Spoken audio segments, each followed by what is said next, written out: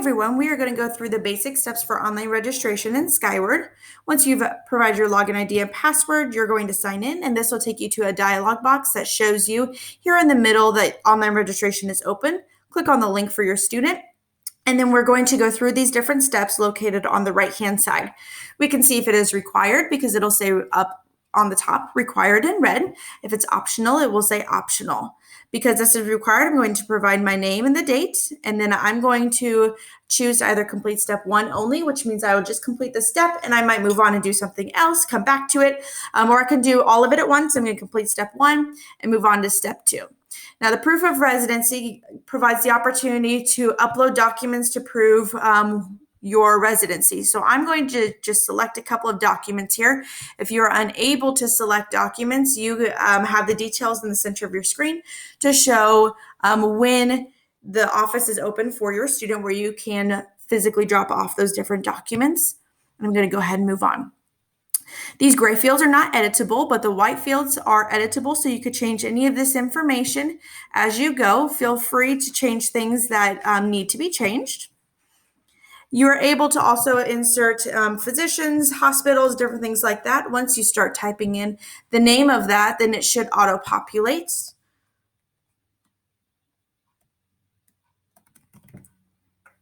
And then you can move on to the next step. Your emergency contacts, you have the ability in this step to delete an emergency contact, or you can change the emergency contact order. Simply click the arrows and save your changes before moving on to the next step. If there's any information that you would like the school district to have about your student for teachers, staff, administrators, you can provide that here and then move on to the next step. This step, you're able to verify the ethnicity of your child.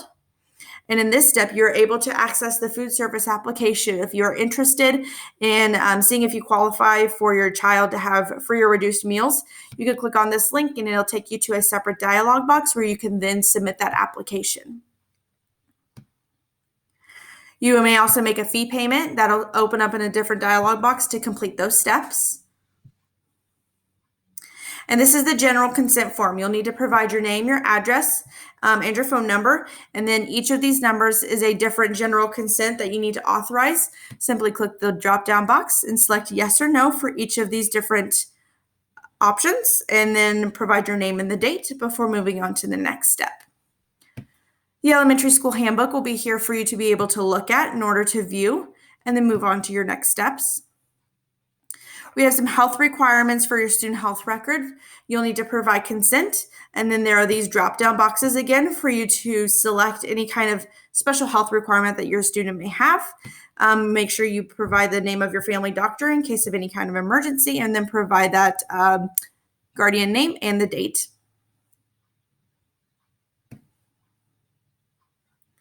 You'll have the Leader in Me survey for your elementary school. That again will pop up in a separate dialog box for you to complete. Your transportation, you'll be able to provide which option your child will primarily use. Simply select the one and then go to your next steps. The next couple of links are optional. We can see right here that it says optional. If you're interested in the backpack program, you could click on that link and fill out that survey in the separate dialog box. If you're interested in the Big Brothers, Big Sisters of Mid-Illinois, simply click on that link. And if you're interested in the YMCA before and after school program, you're able to click on that link as well and fill out that information before moving on to your next step. We can see that all of these steps are completed. It says that it's completed, time-stamped with the date. We also see these green check marks next to each one of our steps. When you are ready, you would just click Submit Online Registration, and that will register your student. You can go back to review the completed steps, and this will show that your student is registered. If you have any questions, always feel free to reach out to the administrators and secretary